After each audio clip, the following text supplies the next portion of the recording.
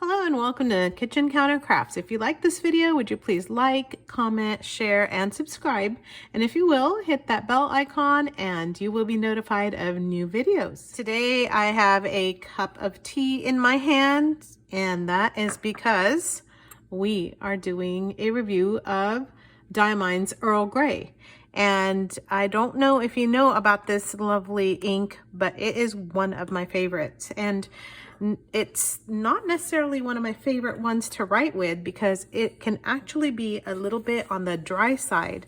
However, it is a wonderful, wonderful tea, which it is. Earl Grey is quite delicious, but Earl Grey can as a tea can also be a little bit on the dry side, like a little bit not bitter, but kind of has a interesting flavor to it, and kind of, I don't know how to explain it, just kind of sits on your tongue for a little bit.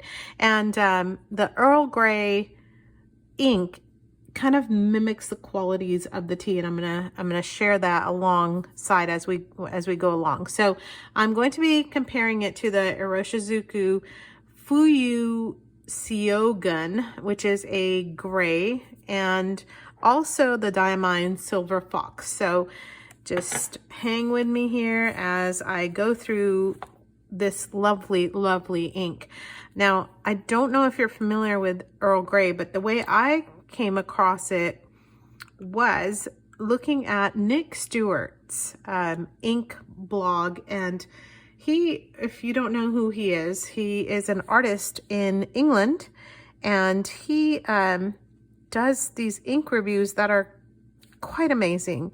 And he uses all kinds of things to react with inks, and he uses like bleach and water and all kinds of things. And so when I saw what Earl Grey does with water, I was pretty much sold. So we're gonna show you that. So Earl Grey. All right, and the pen I'm using is my glass dip, and the nib is kind of a medium, and the paper is Tomoe River, and the bleed usually on the Tomoe is next to none. So I put a heavy hand on the April, not on purpose but by accident, and so there is none on there. And then shading, we'll come back to that, and the writing sample, but I can do this. There's 0. Here's 5. And there's 10. And then we can do am I coming off? There we go. Just want to make sure I was in frame for that. And the water test we're actually going to do in a couple different ways. I'm going to show you some of the art, and it was just really quite amazing. So I'm down here with the dip. I guess I'll go ahead and do that here. On this nib, it shows up pretty nicely, and let's put some ink down for the comparison. And I said, like I said, it is very, very, it seems to be really wet on this, but it is actually very dry. And as I am doing some of this, I'm gonna go ahead and do my art for today. You know, I can't help it. Whenever I'm dealing with Earl Grey, it has to be a teacup, right? Because I mean, that just seems right. It doesn't seem right to not have something different.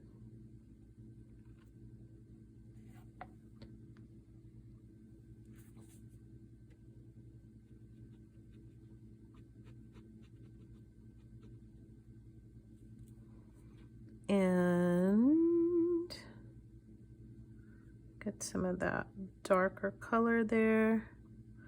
A little bit of a curly Q there, and one here. and in here, and of course a little bit coming out. So there we go. And I'm going to use my paintbrush to show a little bit, and let's do a water test, and then I will also do use my TWSBI to show you how it looks. So there's just some water before I rinse off my dip pen. All right, so I'm gonna just grab my paintbrush and show you the magical properties of this ink that really got me sold on why this is just a fantastic ink to utilize. Yeah, there goes my cup.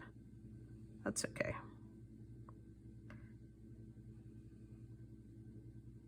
Boy, I really gummed that up, didn't I? Should have just stayed with this sketch. All right, that's okay. Just wanted to show you some of this.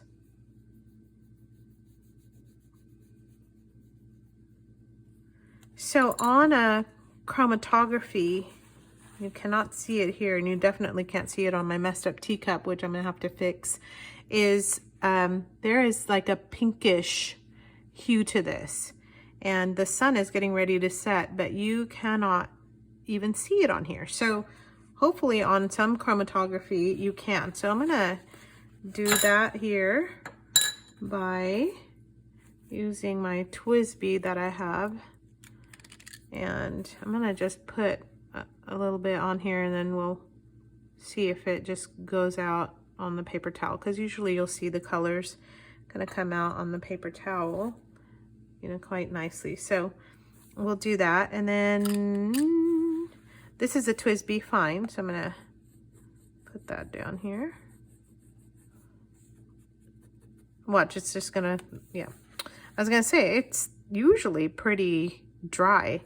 There is quite a bit of shading in this, and I guess I should have done that with a dip pen, but we can try it here. Shading. And yes, there is a lot of shading. I don't know if you can tell here in the sample. You can definitely tell on my teacup up there. So let's do a writing sample, shall we?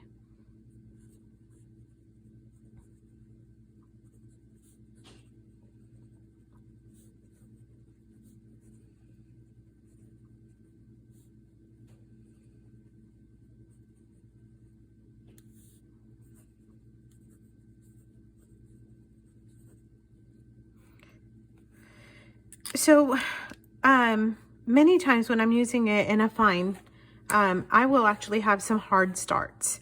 And I think one of the reasons why is because this ink, I don't know why, it just kind of ends up kind of on the drier side. It is not a wet flowing ink. Now, when you add water to it, it is quite a wet flowing ink, but you know, you're adding water to an ink, so there you go.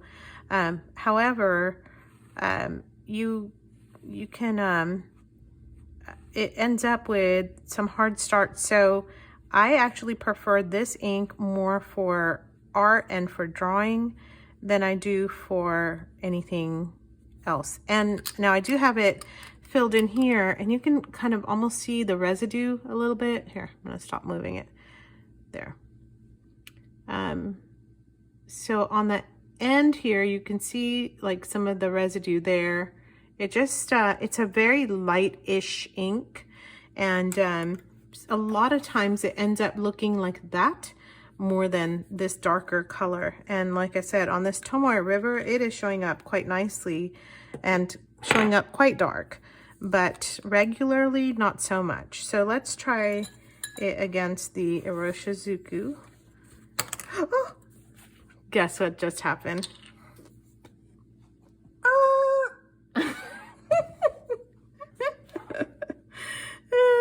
That's what happens when you're trying to rush. Yeah, it's all right. Darn it all to heck. Okay. Yeah, that just happened.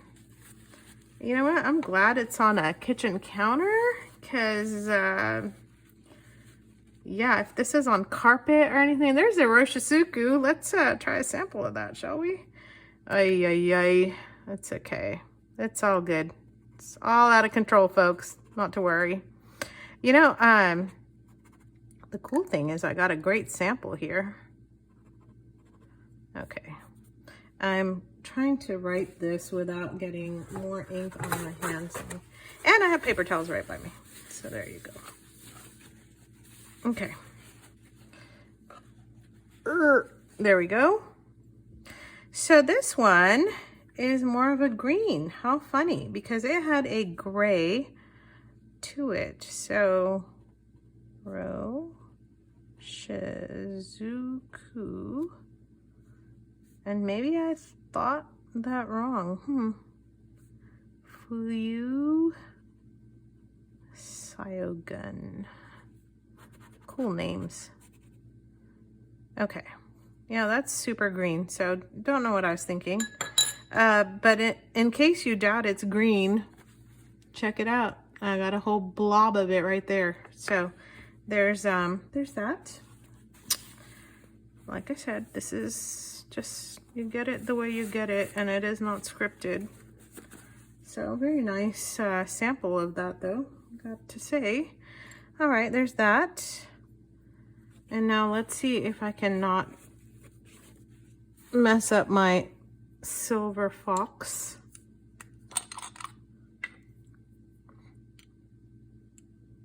Let's try that. What a hot mess I am. All right.